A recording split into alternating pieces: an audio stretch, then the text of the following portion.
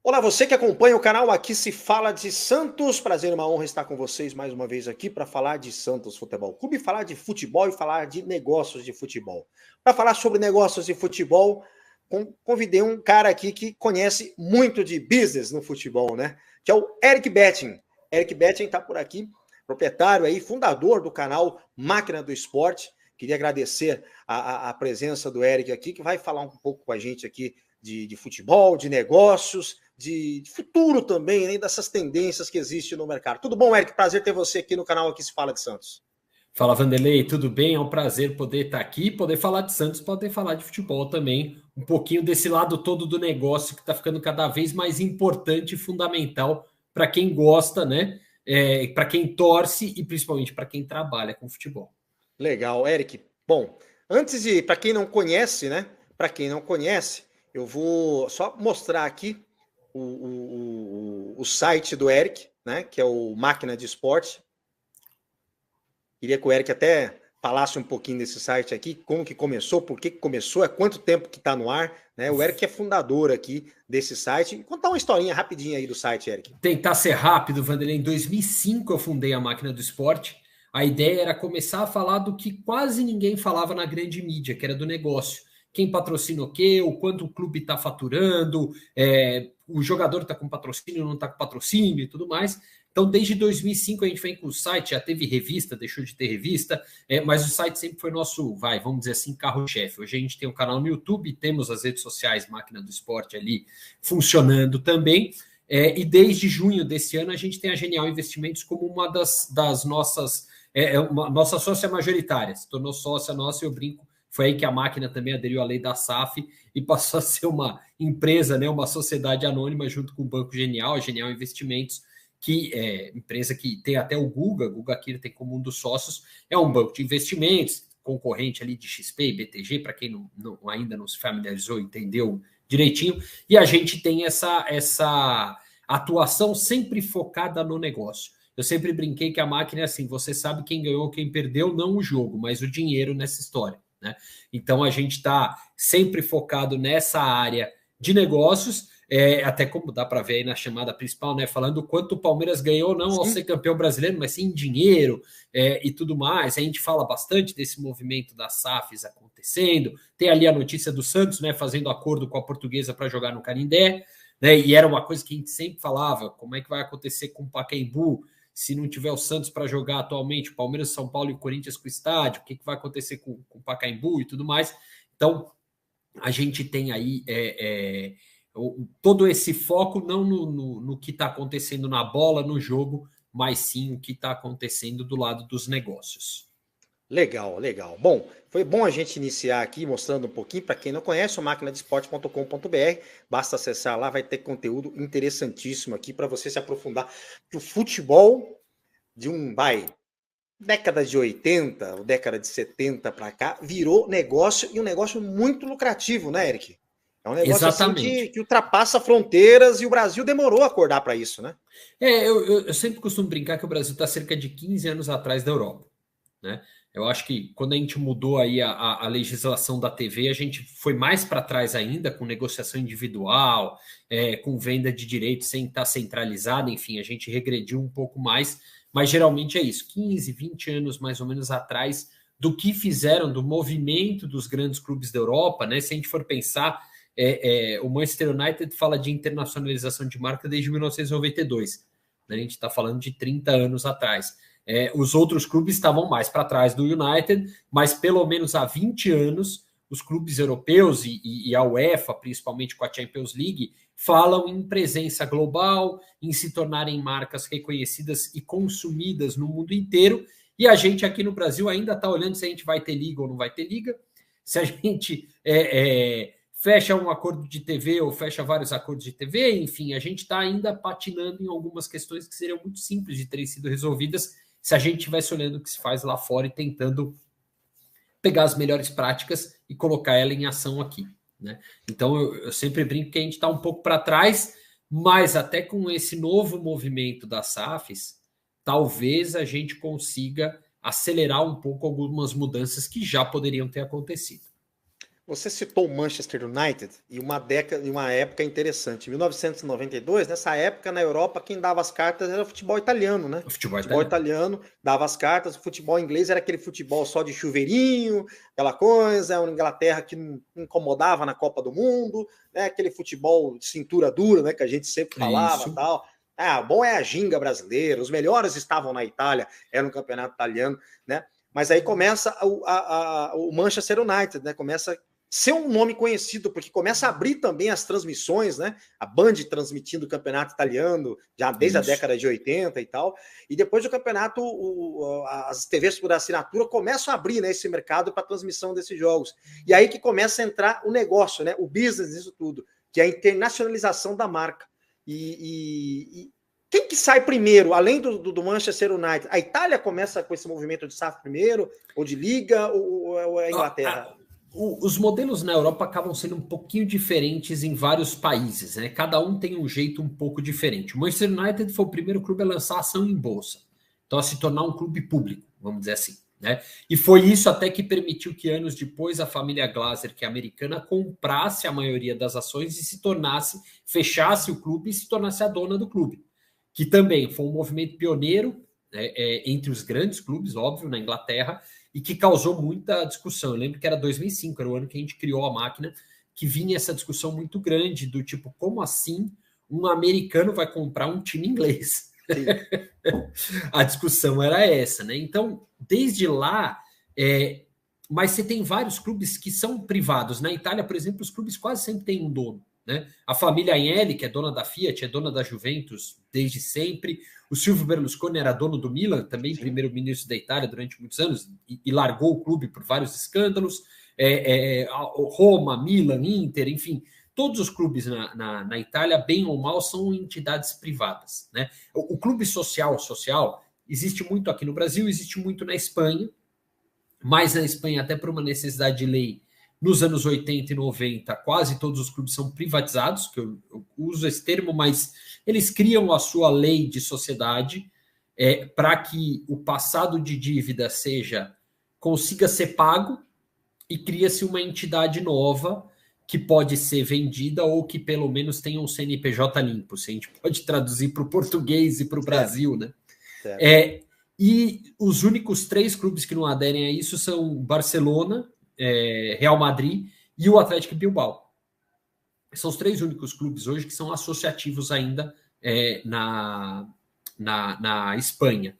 Na Alemanha, a lei já é diferente. Ela exige que 50 mais 1, né, 50% mais 1 das ações do clube sejam da associação, né? Então, por isso que o Bayern de Munique tem a Audi, se eu não me engano, não. A Audi acho que já pulou fora, trocou, mas ela tem com certeza a Allianz, ela tem a Adidas como acionistas do clube. Eles têm parte da empresa, né? Ele é parte dono do clube. Só como o Bayern, por exemplo, é um clube lucrativo, essas empresas colocam dinheiro para comprar uma parte das ações que vão ser revertidos dentro do próprio clube, né? E até por isso surge o Red Bull Leipzig, por exemplo, que chama RB Leipzig lá por uma questão de lei, que os 6 sócios que são donos, na verdade, fazem parte do conselho da Red Bull. Eles acharam uma brecha na lei para criar uma associação entre eles e dizer, não, a gente é dono de 50 mais 1%, o restante é da Red Bull. Certo. Ou seja, tem jeitinho até na Alemanha, tá? Para precisar fazer, o alemão fez até jeitinho ali. Olha que lá eles são rigorosos com relação a isso, né, cara? Tanto é que o Leipzig, por exemplo, é um clube que é muito criticado pelo torcedor alemão. Porque na Alemanha existe uma proteção muito grande para não acontecer o que aconteceu na Inglaterra, o que aconteceu na Itália, o que aconteceu também um pouco na Espanha, que é o quê? O clube que chega um cara, vira um aventureiro, uma pessoa ali que compra o clube, é meio que uma aventureira, fica sendo dona do clube, mas o clube quebra, o clube não tem performance esportiva, a pessoa usa o clube como trampolim para ganhar espaço dentro da sociedade daquele país, e aí larga o clube, e o clube que depois se vire, né? Ele acha um outro comprador e o clube fica sempre patinando no mesmo lugar, né? Então, assim, eu sempre falo, SAF não é a solução. Ele é um dos caminhos para a gente melhorar o futebol, né? E a Europa aprendeu muito isso, porque já... E tem clubes, por exemplo, o Chelsea foi um clube que foi comprado, ele já nasceu de uma família. Foi uma família que decidiu criar o clube de futebol, né? Então você tem vários exemplos diferentes pipocando pela Europa inteira. Hoje, se a gente pode dizer o que está mais próximo do modelo americano, de uma liga, sem ser liga, porque tem promoção e rebaixamento e tudo mais, mas é o campeonato inglês, em que os clubes são todos privados, em que tem investidores fortes. O Chelsea acabou de ser comprado por 4 bilhões e meio de libras, né? Uma grana absurda, se a gente pensar que 20 anos atrás, praticamente, o Roman Abramovich tinha pago 100 milhões de libras pelo clube. Caramba. Sendo que 60 milhões foi usado para pagar a dívida. Então, assim, é um bicho que virou um grande negócio, né? Dentro dessa profissionalização que você falou, né? Durante 30 anos isso foi construído na Premier League, né? E as outras ligas, e aí voltando para o campeonato italiano, não acompanharam esse movimento. Mas a Inglaterra sempre teve um movimento de crescimento que aí fez isso acontecer. É isso que eu ia até te perguntar. O que deu certo e qual modelo que deu certo de SAF, sem dúvida nenhuma, no meu ponto de vista, que você acabou de falar, foi a Premier League, né? Eu acho que sim, apesar de que tem muitos modelos dentro desse modelo que dão errado, né? Certo. Eu sempre, assim, para mim, eu sou um crítico ferrenho à SAF pelo seguinte motivo: se ela não for bem feita, só tem um prejudicado, o torcedor. Certo. O único. Porque o dono vende de outra forma, porque o clube sobrevive de algum jeito, o torcedor é o prejudicado, porque o time perde a performance esportiva, né? A gente viu recentemente o caso do Newcastle, que foi vendido, né, ainda logo depois da pandemia, ainda durante a pandemia, para o fundo da Arábia Saudita. Isso. Né? Que o torcedor foi comemorar a venda do clube porque ele já não aguentava o dono anterior. Só que qual é o poder do torcedor de tirar o dono? Nenhum. Então, você tem aquela sua paixão que ela tá necessariamente na mão de alguém. Certo. Então essa é a minha crítica. Tem várias coisas que deram certo, várias coisas que deram errado. Né? Certo. E o grande risco é esse nesse caminho. Né?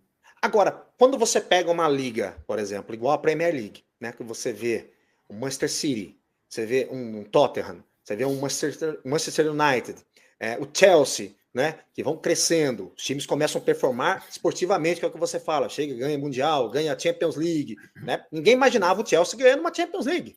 Ganhou do Barcelona, simples assim. Sim. Ganhou do Barcelona, né? E outras aí e tal. Enfim, o próprio torcedor, quando ele começa a ver o seu time se encolhendo, sendo apenas um coadjuvante, o torcedor não vai querer uma atitude, não vai querer que o seu clube busque uma forma dele ser competitivo. E o Chelsea nisso virou um mau exemplo, né? Eu sempre costumo comparar 2 clubes ali para a gente entender a que caminho pode ser levado uma SAF. Né? Um é o Lyon da França. Certo. O Lyon era 1988, quando o Jean-Michel Aulas decidiu, era agosto de 87, ele decidiu comprar o Lyon. O Lyon estava na 2ª divisão da França e era um clube de uma cidade ali, 300 mil habitantes, não mais do que isso. Né? E ele comprou, ele era um empresário local, ele comprou e falou, eu quero transformar o Lyon num clube europeu. Então não era nem só um clube protagonista na França, não, eu quero transformar ele num clube europeu, um clube que dispute as principais competições da Europa.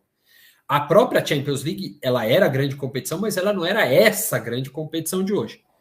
E o Aulas falou, para isso eu quero um clube que seja superavitário, ou seja, ele precisa dar lucro. Eu quero um clube que forme jogadores e aí eu vou ter performance. Então, é muito curioso. As primeiras medidas dele não deram muito resultado. Ele começou a equilibrar a receita e despesa, conseguiu começar a investir na formação de jogadores e aí só em 1992 que o Lyon consegue classificar-se, ou seja, 5 anos depois que o cara está investindo. Ele, em 89, se solidifica e não cai mais na França. Em 92, ele consegue o 5º lugar no francês e com isso vai para a Copa da UEFA, que seria a Euroleague hoje. Né? Que seria a Sul-Americana daqui ou a Europa League de hoje.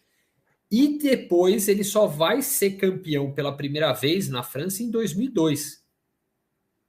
Só que ele aí é 7 vezes campeão da França. Seguidas. Uma hegemonia, né?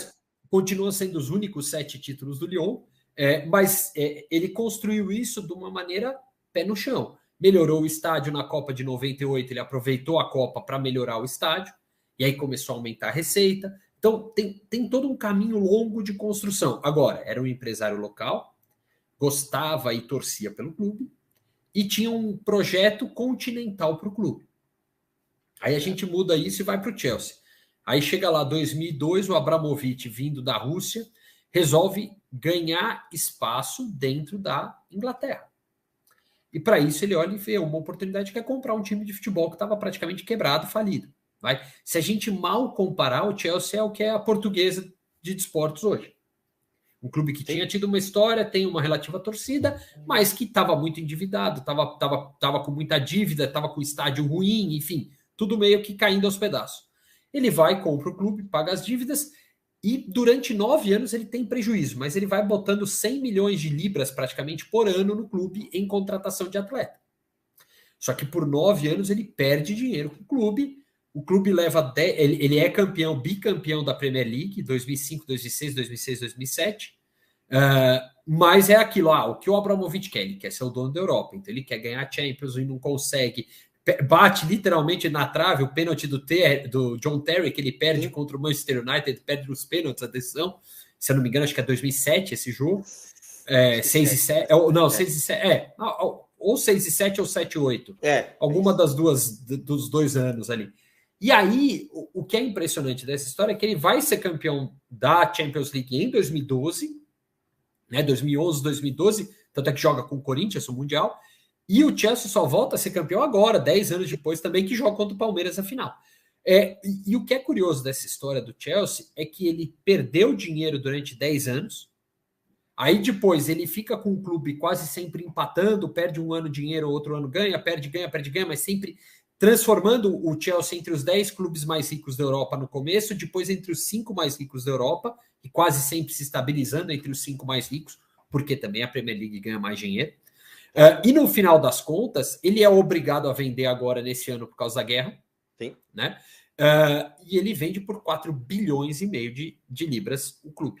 Né? Caramba, então ele lucrou muito. R$7? R$7. Mais de 20 bilhões de reais. 28 bilhões de reais. Mais de 20, quase 30 bilhões, acho. Quase 30 bilhões. E assim, nessa história, por que eu gosto de comparar os dois? Porque não tem uma fórmula fechada. O que os dois tiveram em comum? Uma gestão bem feita do clube. Né? Não só financeira, mas uma gestão bem feita de toda a harmonia do clube. Pressão para trocar treinador, isso daí podia até ter protesto da torcida fora. Né? Mas, por exemplo, o Lyon virou um grande produtor de atleta na Europa, na França. Né? Tanto é que o Benzema, por exemplo, saiu de lá. Né? Era um clube que vinha muito bem, tinha a época do Juninho e tal, contratava bem, era conhecido por contratar bem, por formar jogador. O Chelsea já não, era aquele clube meio formado, né? Clube de aluguel, vinha dinheiro e comprava e tal. Então são modelos diferentes. Eu acredito assim, no mercado brasileiro, a gente está muito mais para Lyon do que para Chelsea. Porque não vai ter um bilionário vindo aqui gastar rios de dinheiro para formar um time vencedor. Porque isso não dá prestígio. Na Europa, principalmente na Inglaterra, dá. Mas aqui no Brasil, é muito mais o torcedor bilionário daqui que pode brincar de ter o clube. Né? Brincar não, né? Na verdade, o cara se cansa de ver o clube perder e fala assim, eu vou botar dinheiro e quero ser campeão de tudo, do que propriamente alguém de fora falar, não, eu vou ganhar porque estrategicamente no Brasil. Pelo menos não agora, em que a gente ainda está com o Campeonato Brasileiro muito em baixa, que a gente está como um produto muito ruim ainda. Quando isso crescer, talvez venha a atrair. Vale lembrar que o Abramovich chegou 10 anos depois da Premier League ter começado a sua reforma, que é nos começo dos anos 90. Então, é um tempo. Estou falando aqui com o Eric Betting, o fundador e editor aqui do site Máquina do Esporte, e o assunto é SAF, Sociedade Anônima de Futebol. O Eric, a gente falou um pouco aí dos sucessos, né? Dos times que deram certo na SAF na Europa, mas na própria Europa mesmo Times aí que um monte de fracasso. Um monte que não deu certo, né? E Tem. o que leva a esse fracasso, cara? Eu acho que tudo, Vanderlei, a gente resume a uma gestão mal feita. Certo. Gestão técnica, gestão financeira. Alguns clubes podem perder muito dinheiro. Isso não é um problema, né? O dono ou o grupo de donos não está preocupado com isso. Mas no fundo, e eu acho que cada vez mais a gente vai entrando nesse afunilamento dentro da Europa. Na Inglaterra isso já acontece. Ou você tem muito dinheiro, ou vai ser difícil concorrer com o Manchester City, com o Tottenham. E o Tottenham, por exemplo, é um clube. Ele está ali, mas ele teoricamente está abaixo, só que ele é a maior torcida, ele tem agora um baita de um estádio, Sim. Ele tem um monte de coisa que fez dar certo das outras vezes, mas que ainda não dá para ele resultado.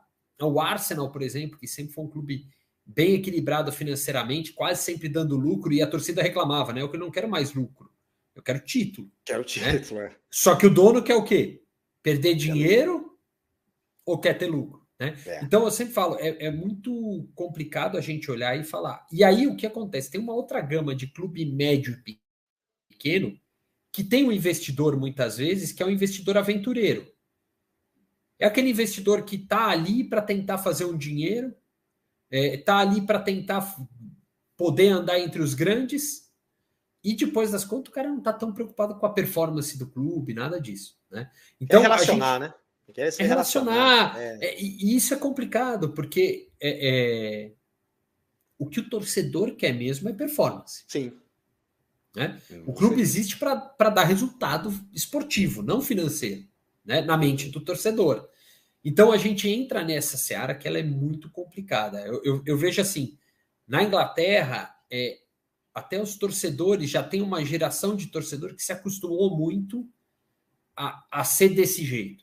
Né? Eu lembro quando teve a discussão da Superliga Europeia, eu vi muito torcedor do Chelsea indo protestar contra a mercantilização do futebol. Só que é muito engraçado, porque o Chelsea é um exemplo perfeito do cara que chegou, o dono comprou aquilo, e o clube hoje só existe porque tem um dono que comprou e gastou dinheiro. Ele defende a ideologia, mas desde que não seja no clube dele, né? Exatamente, é muito maluco isso, porque e é uma geração nova, que talvez esteja aí com seus 20, 15, 20 anos de idade, que não viveu a época em que o Chelsea foi comprado. Que o Chelsea foi extremamente criticado no futebol, porque era um clube que tinha se vendido. Sim, sim. Né? E tinha chegado um cara que inflacionou o mercado inteiro, que gastou um dinheiro que não existia, para fazer o time ser campeão, só para isso. Né?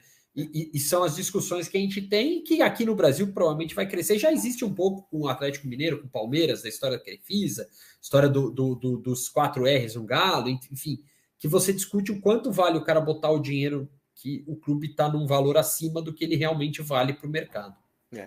Vamos mudar de continente. Vamos para a América do Sul agora, e mais precisamente o Brasil.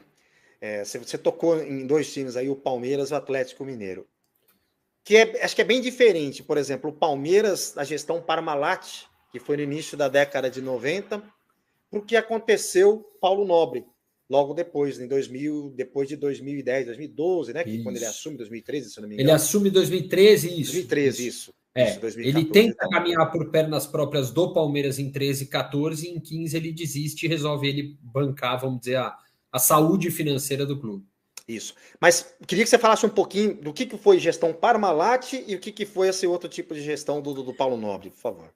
A Parmalat, ela foi uma SAF sem ser, vamos dizer assim. Né? Grande investidor. Chegou uma empresa que ela comprou o departamento de futebol do Palmeiras e falou: a partir de agora isso aqui é meu e eu que gerencio, não tem conversa. Né? Então quem tomava a decisão de quem ia ser o treinador do Palmeiras? A Parmalat. Quem tomava. Tanto é que quando a Parmalat entra, a primeira camisa do Palmeiras é uma camisa verde clara e branca. Sim. Que gera uma crítica tremenda. E assim, a camisa verde e branca da era da Parmalat, ela só não foi mais criticada porque o clube ganhou quase tudo que ele disputou.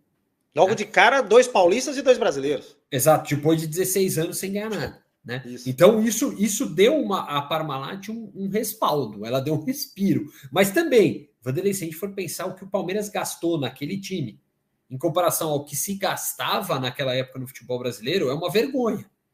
Assim, saiu muito, muito caro só esses 2 títulos. Mas é aquilo que você falou, né? A Parmalat tinha interesse nisso de solidificar no Brasil. E a estratégia era muito clara. Eu compro um clube de futebol, Isso. entro no mercado a partir do clube de futebol. Né? E foi o que ela fez. Aí ela tentou até repetir esse processo na Argentina com o Boca Juniors, e o Boca Juniors falou: a gente não está à venda. O Boca já estava mais estruturado e Sim. falou: não, aqui você pode ser o meu principal patrocinador e tudo mais, mas Só. a gestão é minha. Né? O Palmeiras não, o Palmeiras terceirizou, deixou na mão da Parmalat, porque o Palmeiras era o melhor negócio do mundo na época, porque ele já não tinha dinheiro para investir. Né? O clube vinha sendo mal gerenciado. Um jejum de uma hora para outra, jejum de títulos, pressão de torcida. Torcida irritada, imagina, né? E o Palmeiras estava se diminuindo naquela época, né? Era o estádio cada vez mais vazio, só o fanático indo para o jogo, né? E várias coisas ali, que aí o clube voltou a ser um grande clube ali, vencedor e tudo mais, e aí puxou a torcida e junto a Parmalat veio com uma estratégia de entrar no país. Se a gente for pensar, a gestão durou 8 anos, não mais do que isso. Sim. Né? Que ela sai em 2000, né? 99, 2000, depois que ela é campeã, o Palmeiras é campeão da Libertadores, no ano seguinte a Parmalat sai. Né?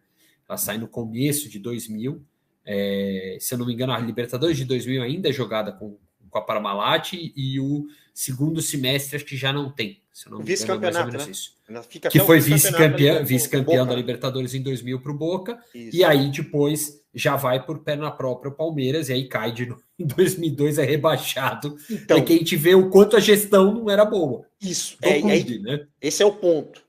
O pós-Parmalat, o Palmeiras pagou um preço altíssimo por isso, né, cara? Porque teve um rebaixamento em 2002, e aí depois, 10 anos depois, um outro rebaixamento. 10 anos depois, outro rebaixamento. O que eu vejo do Palmeiras é assim, a gestão do clube nunca foi boa.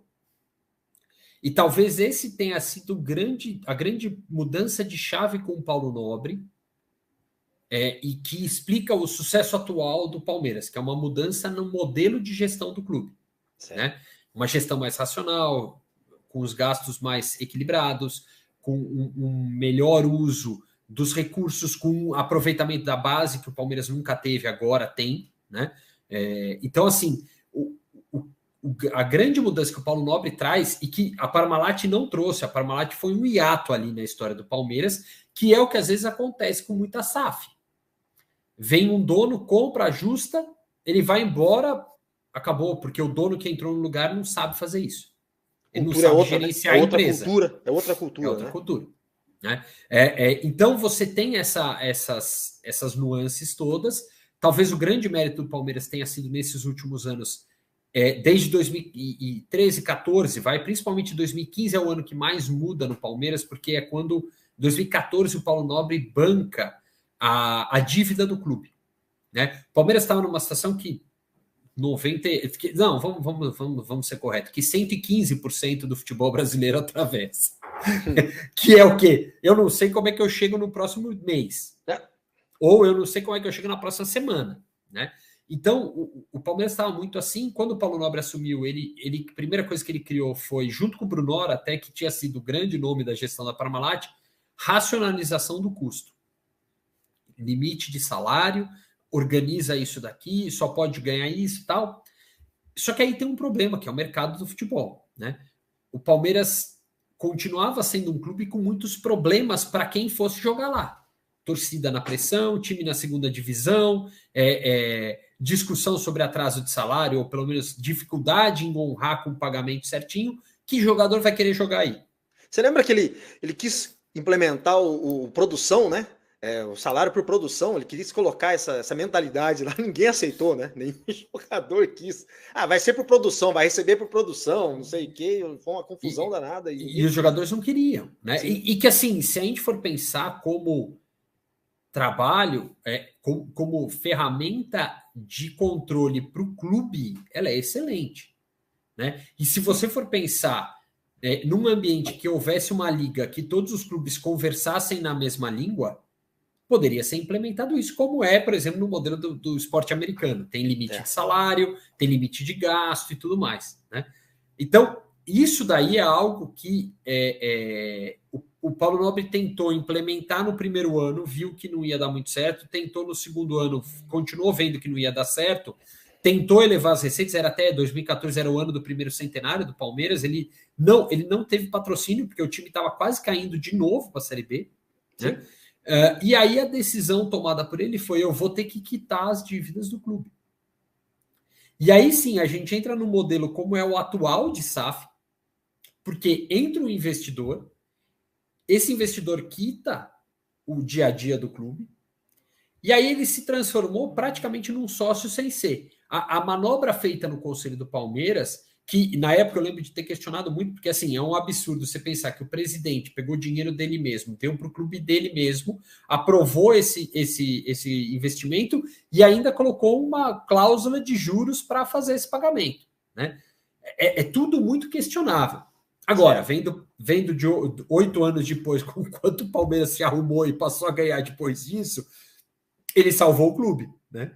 E ele passou a ser sócio do Palmeiras com 10% do faturamento. Então, para conseguir manter o fluxo de caixa andando do Palmeiras, o combinado foi esse: 10% do que o Palmeiras faturasse passaria a ser depositado na conta do Paulo Nobre como ressarcimento daquilo que o clube devia. Que é o oposto do que o Ronaldo está fazendo no Cruzeiro. O Ronaldo é dono de 90%, ele botou um investimento no clube, o clube fica com 10%, e o que for entrando do dinheiro lá vai saindo uma parte para pagar a dívida do Cruzeiro. É isso. Vamos só para a gente ver. Você lembra quanto foi mais ou menos o valor que o Paulo Nobre colocou para se eu não me engano, acho que eram 150 milhões de reais. Eu acho que era isso. Acho que era mais um pouquinho, talvez. Não lembro. Mas enfim. Mas é um montante, estamos falando de 2014, você falar em que seja 150, 180 ou 200 milhões, é muita grana, né, cara? Para o cara chegar e colocar assim no clube e conseguir essa aprovação.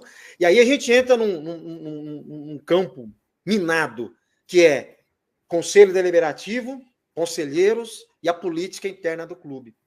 O Palmeiras viveu momentos ali entre 2012, ali, que eu lembro que o Palmeiras contratou o Gareca, que era técnico da seleção peruana até esses 2014, o Gareca.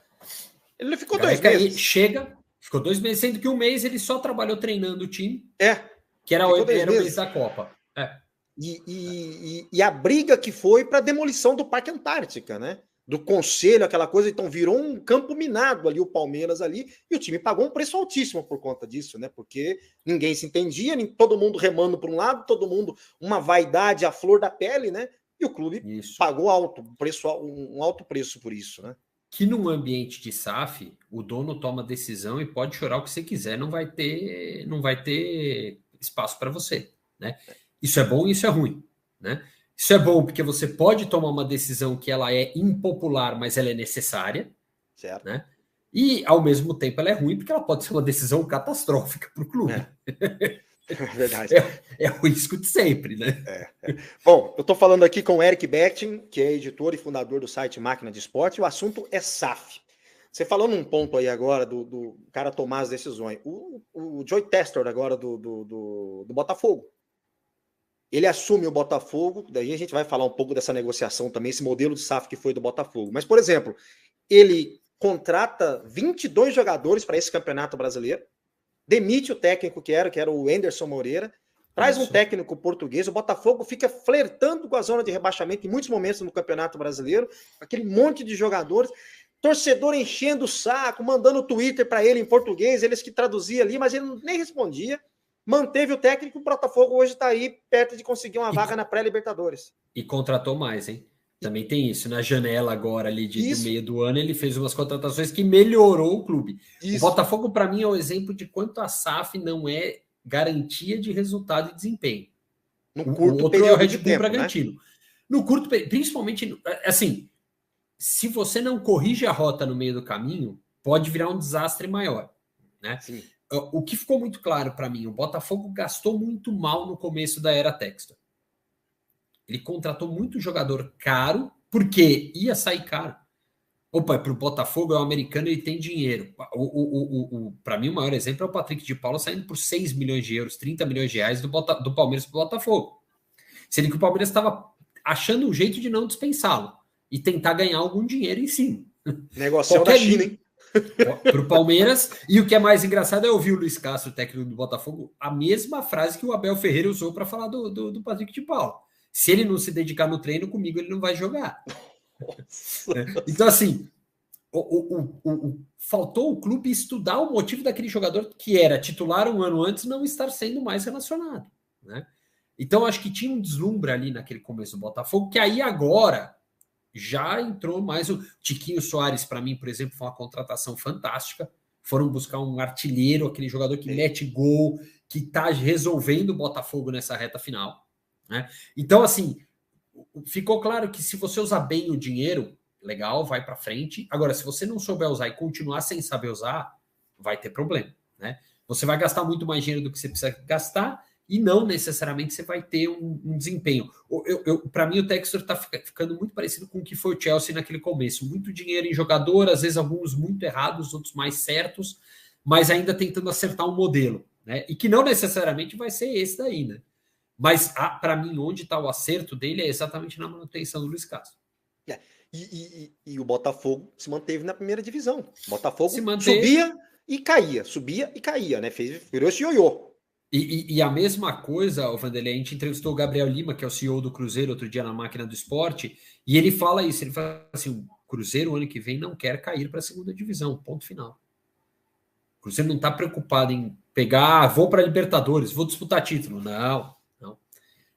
O meu desempenho é esse, até porque o Cruzeiro não tem o Ronaldo botando dinheiro. Ele tem o Ronaldo botando prestígio. E tem um problema grave no Cruzeiro, que é o seguinte, não há receita de TV o ano que vem.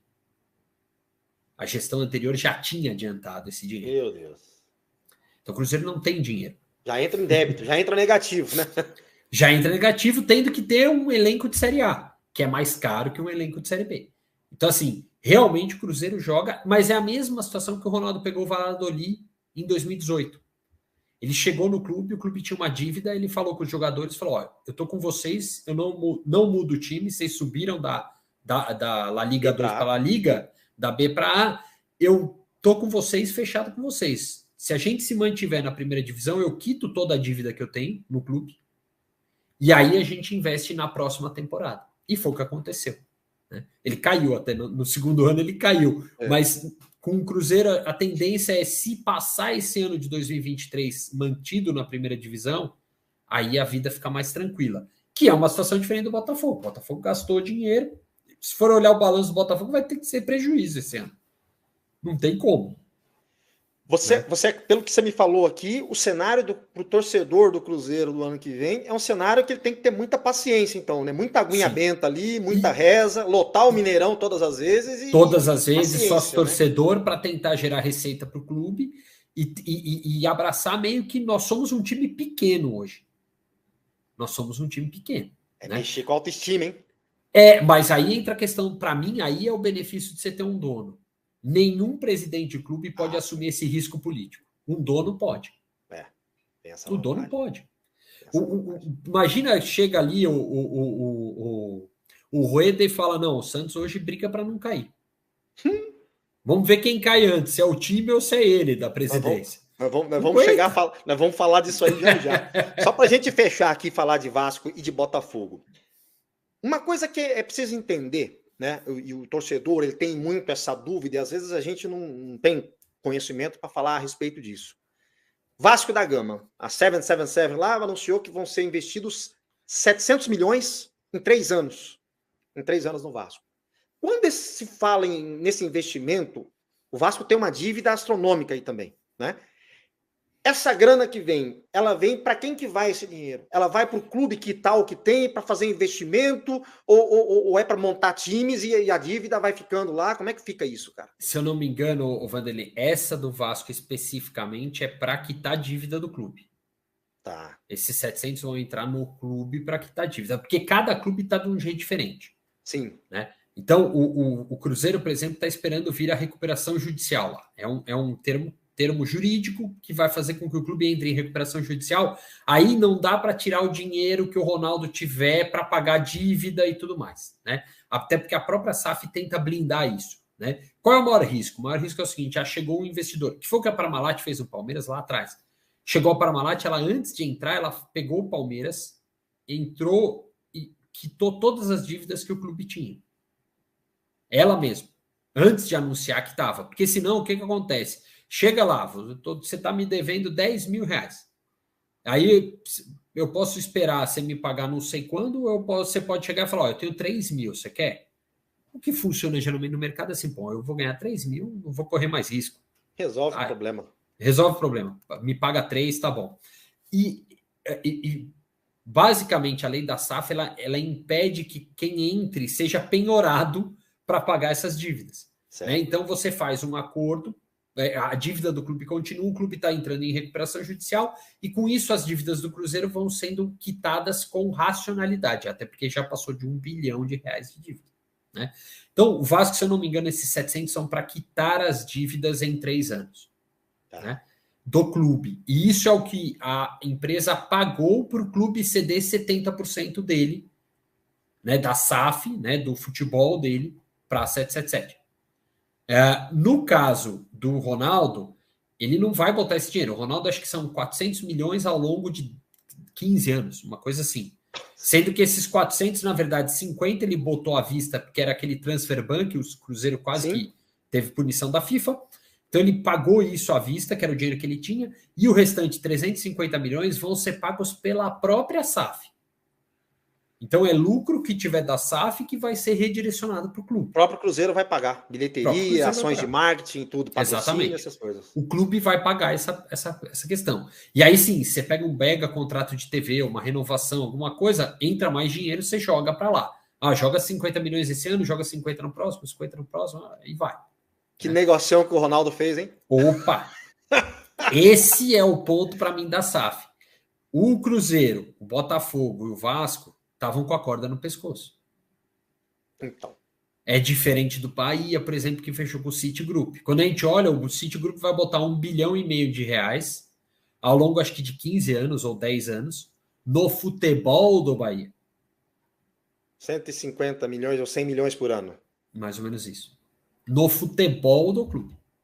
Então, esse dinheiro vai ser investido para gerar performance. Com essa performance, com não sei o que, ele vai gerando dinheiro para pagar as dívidas que o Bahia tem dentro da lógica de negócio ali dentro. É que o Bahia tem uma dívida mínima, né, em relação a outros aí, que foi um time que foi saneado, né? Foi saneado. Exato. E ele não precisava da SAF. É diferente dos outros. Os outros estavam naquela situação que você olha e fala assim, bom, ou eu fecho a porta, ou eu não jogo o ano que vem, o que eu vou fazer? Não, o Cruzeiro estava indo para a terceira divisão. Tranquilamente. E são clubes de enorme torcida, se a gente for pensar, né? É torcida que passa de 1 milhão. É muita gente. Complicado, hein? Bom. É bem complicado. Santos Futebol Clube. O Santos ainda bem, aqui se fala de Santos, pô, a gente não falou ainda. É, claro. Mas a gente tinha que fazer esse introito aqui, porque tem senão, que fazer, até para entender a situação do Peixão, isso, não tem como. No momento. O Santos, nesse final de semana, né, no dia 6, vai votar alterações estatutárias. Dentre elas está essa possibilidade do clube vir a ser SAF. Claro que não tem nada engessado, está lá, a possibilidade está aberta. Então, vai se adequar de acordo com a proposta que vier. Né? Depende da aprovação geral da Assembleia Geral agora. O Conselho já aprovou, então, são alterações e tal. O Santos hoje tem uma dívida aí, de 500, 600 milhões de reais, né? Já foi maior, o presidente da primeira gestão, primeiro ano de gestão Rueda foi um ano muito difícil, que é aquele remédio amargo que o Flamengo tomou há uns 4 anos, o Santos vem tomando, só que o que acontece é o seguinte, a performance esportiva, aquilo que a gente estava falando de todos os clubes que sofrem com isso. O Santos ganhou uma Libertadores em 2011, esteve na final de Libertadores com o Palmeiras em 2020, né, que foi em 2021. Sim. Nesse ínterim foi 2 vezes vice-campeão brasileiro e ganhou paulistas, né? É um time que não ganha um brasileiro desde 2004. Verdade. Né? E aí a torcida não tem paciência mais. A torcida está num estado de nervo, assim, que é uma coisa... Porque, cara, você fica vendo o Palmeiras ganhando o título cada 6 meses. Né? O Corinthians, vira e mexe, tá ali. O Flamengo atropelando aí também. Né? Aí você começa a ver o ano que vem. Bahia, você começa a ver um Cruzeiro, tudo bem que você me aliviou um pouco com relação ao Cruzeiro agora. Mas é menos um, né? Sim. Mas o Bahia, o próprio Grêmio, que quando volta muito forte. Outras equipes vão ter um campeonato diferenciado no ano que vem. E a gente não vê uma possibilidade num curto espaço, a menos que o Santos vendesse Marcos Leonardo, Ângelo, João Paulo e faturasse um bi na venda desses três aí. E aí você perde performance, né? Então, aí você vai ter que contratar. Ou falar, bom, tudo bem, entra os outros no lugar que não vão conseguir ter a mesma performance. Sim. E a gente se vira com o que tiver. Né? Então, quase que aconteceu lá em 2002, mas aí tinha o Robinho e Diego, a gente ali se vira com o que vier, né? Alex, Paulo Almeida, era o timaço. Mas foi diferente, o campeonato era outra fórmula de disputa. Se fosse diferente. Pontos corridos, o Santos não teria sido campeão. Ia ter pego no máximo a Libertadores. Não nem porque acho que entrava acho que 2 ou 3, se não me engano. Não, na época sim, não, se fosse o de hoje, né? Com os deuses do futebol. Os deuses do futebol olharam para a Vila Belmiro naquele momento ali e mudou, né? Mudou. Mas você vê, perde 2003, que perde o Campeonato Brasileiro, e ganha 2004. E depois para. Aí vai para as Copas, né? Ganha o Campeonato Paulista, chega na semifinal de Libertadores, depois aí ganha a Copa do Brasil, Libertadores, aquela coisa tal. Beleza. A partir do momento que você exige mais planejamento, que você exige mais elenco, mais estrutura, né? Porque a boa performance no Campeonato Brasileiro de pontos corridos, ela tem a ver com dinheiro, ela tem a ver com estrutura do clube, sim, ela tem a ver com um monte de coisa. Eu sempre falo, o Palmeiras de hoje, por exemplo, o maior segredo está na estrutura. Sim. Tem dinheiro, óbvio que tem dinheiro. É óbvio que Palmeiras e Flamengo, por exemplo, tem mais dinheiro e eles conseguem ter mais performance. Mas você tem uma estrutura de recuperação de atleta, de análise de desempenho, de um monte de coisa que te dá mais tranquilidade para trabalhar o dia a dia. Claro. Que aí, quando a gente volta a discutir ambiente de SAF, você tira a interferência política disso, é mais fácil fazer. O Palmeiras não é uma SAF, mas hoje ele praticamente não tem oposição no clube. A oposição tá silenciada. Já desde o Paulo Nobre, né? Paulo Nobre, Galotti e Leila vem meio que numa continuidade de gestão ali. Tanto é que não mudou o CEO do clube. O CEO continua o mesmo, desde a época do Paulo Nobre. Né? E isso é importante, porque o dia a dia está seguindo um raciocínio lógico. Quando a gente vai... Por que o Santos acaba ganhando as Copas? Por que o próprio Flamengo acaba ganhando mais as Copas do que o brasileiro? Anteriormente ganhou 2 vezes o brasileiro, mas nesses últimos, desde a saída do Jorge Jesus, o Flamengo é uma zona, gente. Sim. É uma zona. Ele troca técnico toda hora, ele tem pressão de conselheiro, ele tem tudo. É uma bomba relógio, só que faturando R$1 bilhão. Aí fica mais fácil você ser uma bomba relógio. Você contrata o Vidal, o Everton Cebolinha, o Marinho para ser reserva, né? Então, assim, tá com dinheiro sobrando. Lá. E aí, agora, você tocou no ponto. Uma coisa é você ser uma bomba relógio, mas faturando um bi. R$1 bilhão. O duro é ser uma bomba relógio igual é o Santos, que tem vários gatilhos ali que podem detonar aquela granada ali e não tem dinheiro, cara. Não tem onde investir, né? Não tem como investir, na verdade. Sim. Onde até teria, o como investir não tem, né? Então, assim, o que eu vejo no Santos é assim, o ambiente político do clube é super conturbado, né? É uma ebulição. É hostil, cara. É hostil. Ele não dá tranquilidade para quem está na cadeira de presidente, né? A não ser que a performance esteja muito alta, aí sim, beleza, aí dá para ter, né? Mas eu vejo que a SAF no Santos ela é um caminho, mas como eu disse, ela talvez não seja a única solução para o clube, porque o clube tem torcida, tem história, tem até capacidade de geração de receita, só que para isso ele precisa de um elemento que é muito difícil de ter em Santos: tranquilidade política. Isso é difícil. Já começa pelo estádio ali, que a torcida fica em cima. Nem já política, nem pro técnico, nem arbitragem tem tranquilidade. Nem o jogador, nada, né? Se o jogador errou um passe, meu amigo. Sim, a pressão pode ser ele. Na base, pode ser de torcida. 2 passes já começa a cornetar. É complicado isso aí, né? É muito difícil, mas ao mesmo tempo é um ativo do clube isso. Sim. É uma característica que explica um pouco o jeito Santos de ser, né?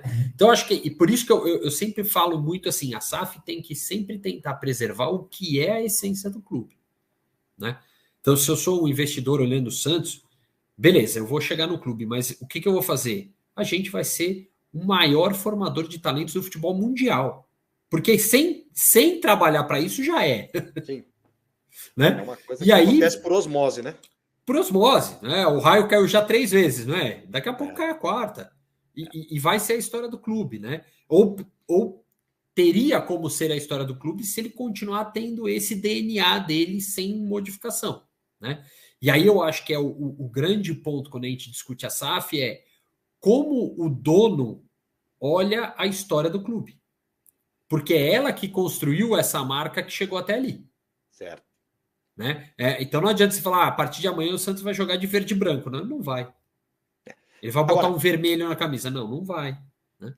agora a adequação estatutária, mesmo que você não tenha um dono, mas que você tenha um pool de donos, né? Por exemplo, Sim, pode ser um um Itaú, caminho. por exemplo, um Itaú que Pode ser tem um um caminho. Santista que é o dono, dificilmente, porque entra uma coisa muito de mercado, você pode até falar melhor que eu sobre isso aí.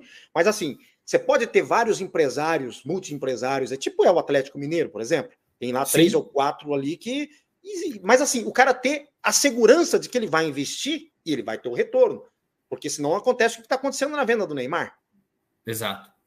Né? Exato. Não, o maior ponto que eu vejo é assim, o Atlético Mineiro talvez venha a ser o primeiro caso desse de uma SAF com vários donos, né? Porque eu não duvido que daqui a pouco chegue o momento de fazer uma SAF no Atlético e vão concluir que a dívida que existe com os 4 R's é mais fácil entregar para eles a gestão, que já existe na prática, Sim. e você entrega para eles o futebol de uma vez. E assim, o próprio momento do Atlético é favorável ao torcedor abraçar essa ideia. Como o próprio momento do Cruzeiro foi favorável para o torcedor aceitar o clube ser entregue na mão do Ronaldo. Mas pelas dívidas, né? Por tudo que o pela clube, falta de como o clube performance. estava. E O falta de Atlético performance. No caso performou do no ano Atlético, o passado. Atlético performou, mas graças ao investimento que esses 4 fizeram. Sim, sim. A Então, performance veio pelo investimento, não teve jeito. Se o Atlético não tivesse botado esse dinheiro, se Não. eles não tivessem, então, o Atlético estaria na segunda divisão, fatalmente estaria. Né? Porque o clube não estava conseguindo girar. Era como o Palmeiras lá atrás com o Paulo Nobre. Sim. O clube não conseguia girar. Né?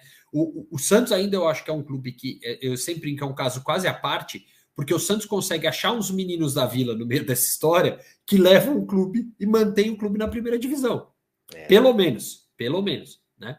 E às vezes esses meninos dão mais performance ainda. Só tem uma coisa, né? Que o clube, como as coisas mudaram, as leis mudaram de transfer ban, essas coisas e tal, o Santos foi muito penalizado com isso, porque vendas de jogadores passaram a ficar bloqueadas e tal, e uma série de coisas. Risco da venda do Neymar, na Espanha, aquela coisa. E isso vai minando demais o clube, porque, por exemplo, vendeu o Kaique, o dinheiro ficou bloqueado. Era um dinheiro que era para dar tranquilidade na folha de pagamento no final do ano, né? Então, é complicado você gerir isso aqui. A pergunta de 5 milhões de dólares que eu quero te fazer agora.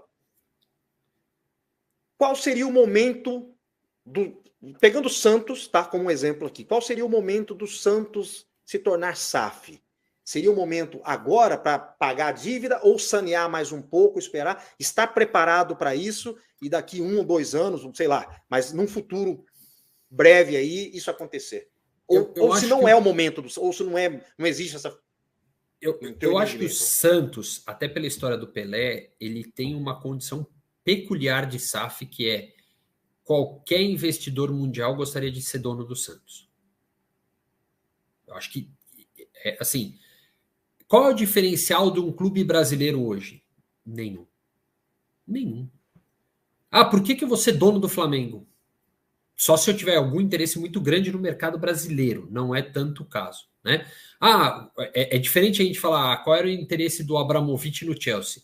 Ele queria estar na Premier League, dono de um clube, para um projeto de poder.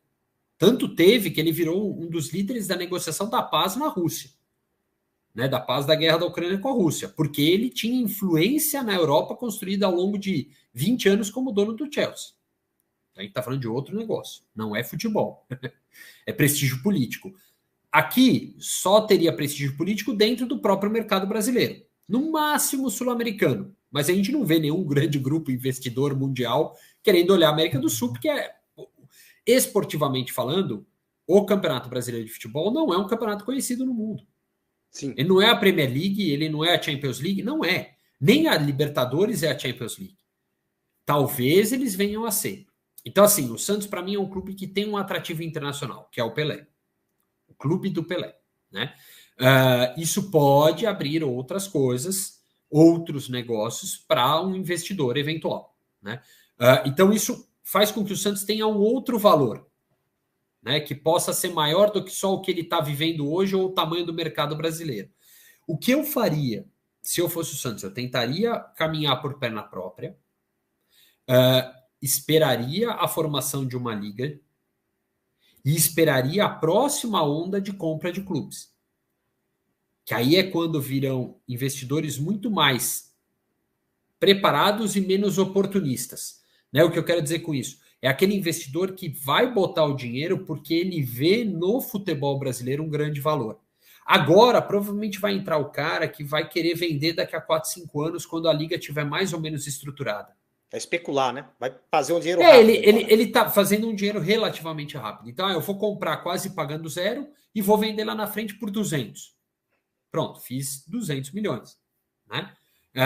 Agora, eu vejo muito mais esse caminho, porque no fundo, se a gente for pensar, né, Vanderlei, o que está acontecendo no Cruzeiro? O Ronaldo botou dinheiro para ele mesmo. A 777 botou no Vasco dinheiro para ela mesma. O Textor está botando dinheiro para ele mesmo. Ele mesmo é o quê? É o clube, é o time de futebol. Né? Uhum. Não saiu disso. Então, eu vejo muito assim. Eu acho que o Santos tem como estar equilibrado para fazer com que a história seja diferente lá. Né? É difícil, a performance sofre, mas dá para tentar segurar esse momento para depois pegar uma SAF mais parruda, que dê mais performance para o clube daqui para frente. Né? Eu acho que se entrar agora, ele corre o risco de pegar algum investidor com baixo poder de investimento. Mas né? O processo é lento, né, Eric? Não é assim, não vai virar hoje e mudar domingo agora e semana que vem já ser SAF. É um processo. Tem que haver uma maturação dentro do clube primeiro, né, cara? Tem que haver a maturação do clube para que o processo seja sem traumas, vamos dizer assim. Tem que haver uma maturação dos investidores e uma confiança nesse mercado do Brasil. Eu acho que ainda está entrando aquele investidor hoje que olha e fala assim: aqui tem uma oportunidade muito grande. E lá na frente eu vou ganhar muito dinheiro.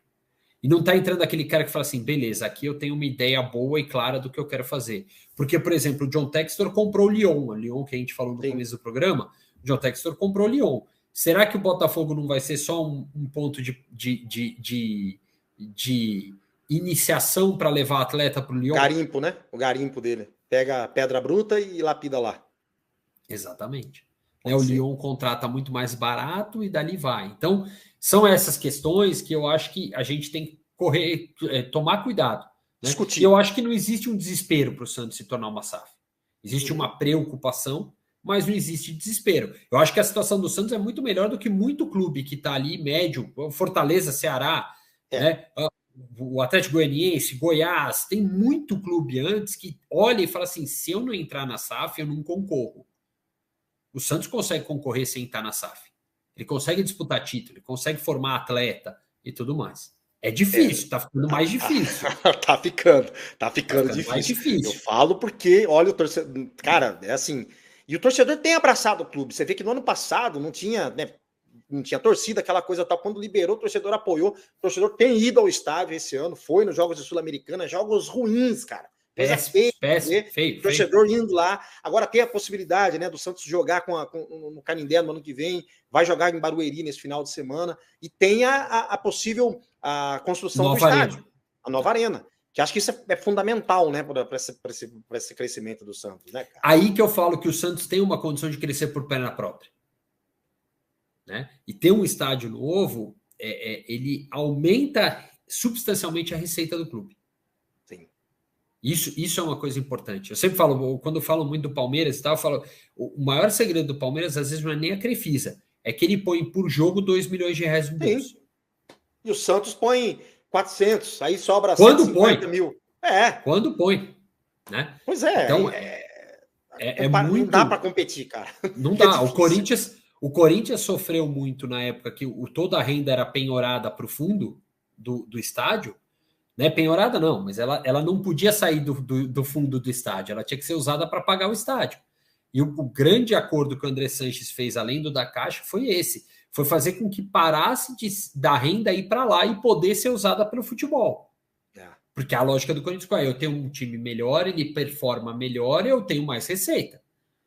Né? E bem ou mal, esse ano se provou isso. O time foi até a final da Copa do Brasil. Ele chegou até a final da Copa do Brasil. Copa. E o Campeonato Brasileiro, por incrível que pareça, o Corinthians está bem. Tá bem. Tá em quinto, se não me engano. Tá em quinto, com empatado ali os 3 em ponto. Enfim, ele pode virar vice-líder, né? Ou pelo menos terceiro colocado. Enfim, teve performance longa, que é mais difícil de ter quando você tem um time mais formado para ser copeiro. Só para a gente fechar essa questão de SAF, e porque no domingo, eu repito, vamos ter uma votação de estatuto, essa adequação estatutária. Inclusive, tem umas cláusulas ali que travam gestões temerárias dos próximos presidentes, coisa que aconteceu na última gestão, por exemplo. Né? O Pérez, que foi até o final do mandato praticamente, as contas todas reprovadas, cara. Então isso aí arrebentou com o clube, do ponto de vista financeiro, da imagem do clube e crédito também. Então, por todas essas alterações, tem isso, tem a questão da SAF, que é o clube se adequar a poder receber uma proposta e tal. Por mais que não seja, a gente fala, o processo é longo, não vai ser SAF de hoje para amanhã. Não. Você já falou da questão dos investidores. Mas você acha importante o clube aprovar essas alterações estatutárias, no teu ponto de vista, pelo pouco que você viu aí? Eu acho que é bom. Quanto você conseguir fazer com que o clube tenha melhores práticas de gestão, sempre vai ser melhor. Certo. Eu sempre brinco, não precisa virar um clube empresa, ele precisa ser um clube que tenha a mentalidade de uma empresa, e de uma empresa boa. Sim. Porque empresa ruim também tem bastante, né? Empresa que quebra tem um monte. Então eu sempre falo, o que você precisa ter? Uma gestão bem equilibrada. E esse, para mim, é o grande ponto, né? O segredo, talvez, da gestão do Laor, quando foi, além de aparecer o Neymar no meio do caminho, é que a gestão estava relativamente equilibrada, né? E ela degringola quando você sai o Neymar e o clube fecha com o Leandro Damião, por exemplo, e rasga todo o dinheiro que tinha ali. Né? Pouco dinheiro, né, que entrou do Neymar. Já não era tanto que quando se parecia, tal. Então, assim, eu lembro recentemente o Abel Ferreira falou uma frase que é muito interessante. Eu brinco que às vezes o estrangeiro nos dá uma visão melhor do nosso mercado, né? Porque ele tem o olhar de fora. E ele fala: eu não consigo entender por que o futebol brasileiro, que produz tanto atleta, produz o talento, ele vende o talento, ok, tudo bem, porque isso traz um dinheiro significativo para o clube, só que ele pega esse dinheiro e ele investe na contratação de um jogador em fim de carreira. Mais caro. Às vezes que vai gastar mais dinheiro do que o que ele arrecadou e não vai trazer performance ou vai trazer um limite de performance. Né? E aí a discussão que ele tem é essa, ele fala assim, ou você investe em jogador jovem que pode te dar um retorno financeiro para frente, ou você investe na própria base para trazer novos jogadores. Isso é gestão, pura e simples gestão. Né? Agora, é aquilo, o dirigente que está preocupado com um cargo político, ele às vezes quer deixar a marca em títulos. E aí ele pega esse dinheiro e reinveste. E reinveste no clube, no objetivo, no time, no objetivo de ser campeão. Só que isso não se paga no médio prazo.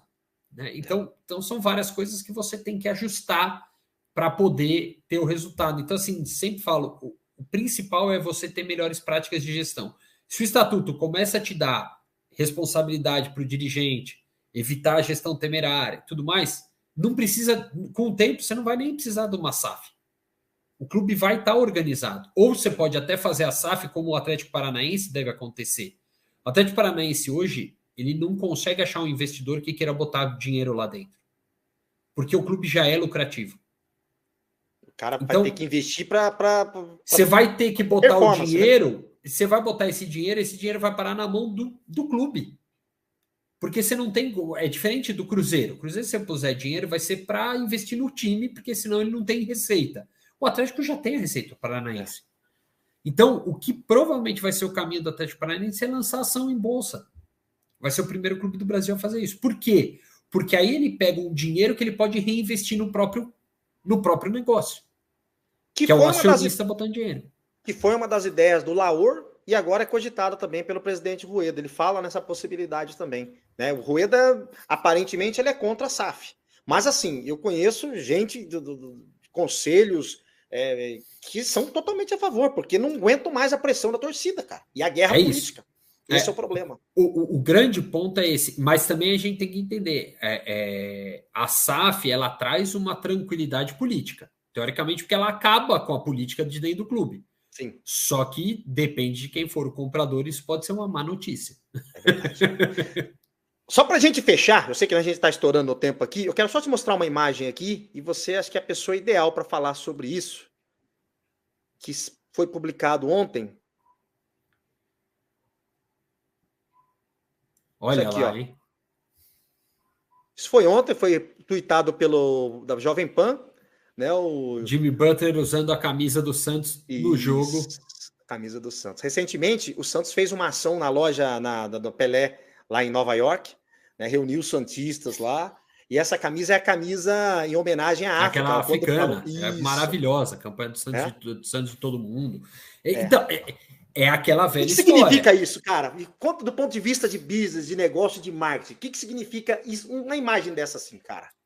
O que eu acho, né? Qual é o grande problema que a gente tem aqui no Brasil? Que, por exemplo, se fosse o Barcelona com uma camisa dessas, o mundo inteiro ia estar comentando e ia aumentar o barulho disso.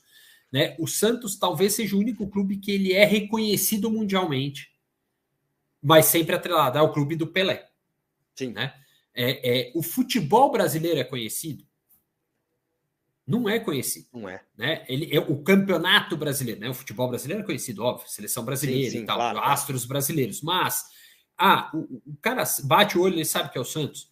Ele vai saber que é um dos maiores clubes do Brasil, ele vai saber que é um dos maiores campeões do Brasil. Ele não vai ter essa identificação rápida. Podia ser o Santos, podia ser o Flamengo, podia ser o Palmeiras, o Corinthians, o Sampaio Correia. Não ia ter isso, né? Mas o Santos tem uma história, o Santos tem uma atração do esportista em geral, pelo fato de ter o Pelé, né, como um ativo sem ser um ativo do clube, sim, que faz com que ele queira vestir a camisa. Além dessa camisa ser bonita pra caramba, isso é outra história. Sim, mas sim. Eu vejo assim, o Santos ele é um clube que acaba não tendo essa rejeição e ele tem uma certa atenção por parte do esportista, porque tem a história com o Pelé. Né? Então, assim, aí que eu entro quando eu falei, né, que o Santos tem um ativo que um investidor pode olhar. E o cara pode olhar, o próprio Jimmy Butler pode olhar e falar assim, cara, quanto é que custa isso daí, hein? Porque lógico, esses caras estão sentados na grana hoje. Sim, sim. Esses atletas de NBA, tanto é que o LeBron James é dono de uma parte do Liverpool. Né? Ele é dono de uma parte da empresa que é dona do Liverpool. Então, assim, ele tem uma participação e às vezes ele usa a camisa do Liverpool como parte desse acordo, né? Para circular mais a marca do Liverpool. Então, assim, eu vejo que o Santos tem esse potencial internacional. Né? E que talvez, aí sim, falando de uma SAF e tudo mais, ele seja o cara para atrair um outro investidor que ainda não chegou no futebol brasileiro. É o dono do Paris Saint-Germain, por exemplo? Pode até ser. Eu acho que o dono do Paris Saint-Germain aí já é um outro esquema, porque é um projeto do Catar. Sim. É do país em relação ao mundo. E ele achou uma oportunidade com Paris, que é uma cidade mundial. Sim, lógico. Né? Então, assim, por que ele está lá? Não é tão à toa. Né? Por que Paris? Paris, porque, primeiro, Paris tem muitos negócios com o governo do Catar. A cidade de Paris tem negócio com o governo do Catar. Né? Tem regiões de Paris que foram reconstruídas pelo governo do Catar na cidade. Né, que eram regiões meio degradadas e tal, o país não tinha dinheiro, os caras foram lá, botaram dinheiro, investiram nisso e tal, e numa dessas e outras, vamos pegar o time do Paris Saint-Germain e fazer ele voltar a ser protagonista mundial, né, ou voltar, ou se tornar pela primeira vez. Então tem um projeto ali que vai além do que só o esportivo. Né? Pode ser um cara desses olhando e falando assim, peraí, eu posso me apropriar de algum jeito do Pelé nessa história? E aí talvez o cara venha. Né? Então eu vejo muito como esse caminho. Agora, esse cara vai chegar e falar assim, então beleza, agora eu vou trazer o Messi aqui para dentro, eu vou trazer o Neymar, tal. Eu acho que neste caso é difícil, porque no fim das contas a concorrência aqui é muito baixa. Então você não precisa fazer um esforço enorme de dinheiro para construir um mega time como precisou o Chelsea ou o próprio Paris Saint-Germain. Né? Então a concorrência aqui ela é menor. Então eu acho que esse tipo de investidor primeiro não está olhando tanto porque o Brasil não é glamuroso para ele, Acho que você falasse assim, olha, a seleção brasileira virou uma SAF, aí ia ter fila de nego Sim, querendo comprar. Aí é outra coisa, né? Agora, o futebol brasileiro, o clube de futebol no Brasil, ainda é muito distante dessa realidade, mas acho o Santos é um dos poucos com um diferencial internacional que pouquíssimos clubes, ou eu diria nenhum clube aqui tem. Eric Betting, muito obrigado, cara, pelo seu Imagina, tempo. Foi um prazer. Conversar com você aqui, trazer informações, conhecimento, essa expertise que você tem sobre o mercado da bola, sobre o mercado do futebol e os negócios que envolvem tudo isso aqui. Foi um prazer, queria agradecer demais mesmo a tua participação aqui, esclarecedor, muitos pontos que você deu aqui a respeito de SAF. Vou deixar aberto aqui e te convidar outras vezes, cara, para a gente falar Quando a respeito puder, disso aí. Acho claro. Que um ponto que você falou aí da diferença de ser a seleção brasileira e o futebol, os clubes estão escondidos, né? No futebol brasileiro só aparece a seleção. Os clubes estão escondidos. Isso é culpa da CBF, cara. A CBF tinha que mostrar mais, né? Por exemplo, você vê, tem comunidades de santistas no Japão, nos Estados Unidos e tal. O cara fala, você vê camisa do Brasil, mas você não vê camisa dos clubes aqui. A menos na Flórida. Você vai na Flórida. Mas aí é quando tem muito brasileiro. Mas subiu, meu amigo, não tem, não acha. Você tem que mandar daqui para os caras e tal, enfim, tem tudo isso aí. E o Santos acho que vem passos lentos fazendo um pouco desse trabalho aí. Tomara que tenha continuidade, né? Tomara que tenha continuidade. Mas eu queria agradecer mais uma vez a tua participação, viu, Eric? Valeu, Vanderlei, foi um prazer. Obrigado. Eric Betting do Máquina do Esporte conosco aqui, dando uma aula de SAF e virar outras vezes aqui para a gente bater um papo. Até a próxima, torcedor fantástico. Espero tenham explicado um pouquinho aqui, que você tenha entendido um pouquinho do que é a SAF, que não é esse bicho papão tudo que estão falando. Tem os seus prós e também os seus contras, né? Vamos ver qual o caminho que o Santos vai seguir. E você, sócio, vai ser coparticipante disso aí nesse próximo domingo, com aprovação ou não do Estatuto Social do clube. Um abraço, até a próxima. Tchau, tchau.